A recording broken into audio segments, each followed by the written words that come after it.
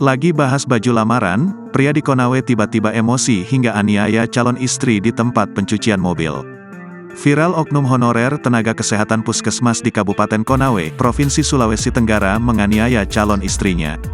Pria berinisial AS 26 tahun asal Konawe Sultra kini diamankan kepolisian sektor Unaaha usai dilaporkan atas dugaan penganiayaan, Senin, tanggal 25 Desember tahun 2023. AS diduga melakukan penganiayaan terhadap seorang wanita yakni IU 26 tahun yang disebut sebagai calon istrinya di salah satu tempat pencucian kendaraan yang berada Kelurahan Tumpas, Kecamatan Unaaha, Kabupaten Konawe, Provinsi Sultra.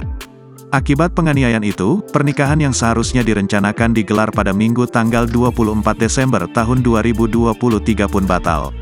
Kapolsek Unaaha, Ibda Edi Rambulangi pun membeberkan kronologi penganiayaan yang terjadi pada Selasa, tanggal 28 November tahun 2023.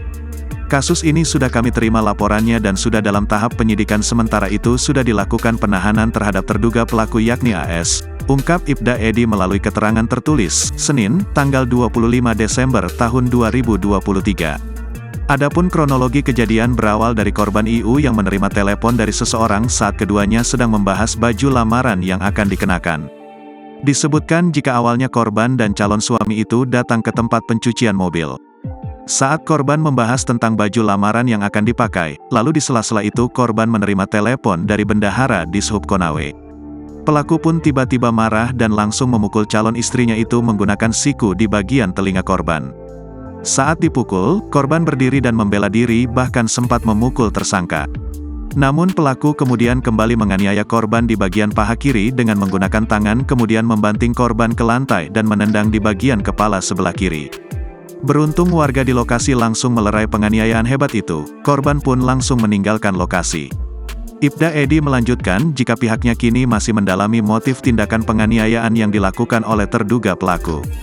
Korban IU saat ditemui menuturkan ia mengalami luka yakni di telinga hingga keluar darah dan luka lebam yang mengakibatkan dirinya pincang. Lanjut IU, ia mengungkapkan jika penganiayaan ini sering dialaminya yang dilakukan oleh tersangka namun baru viral karena ada CCTV.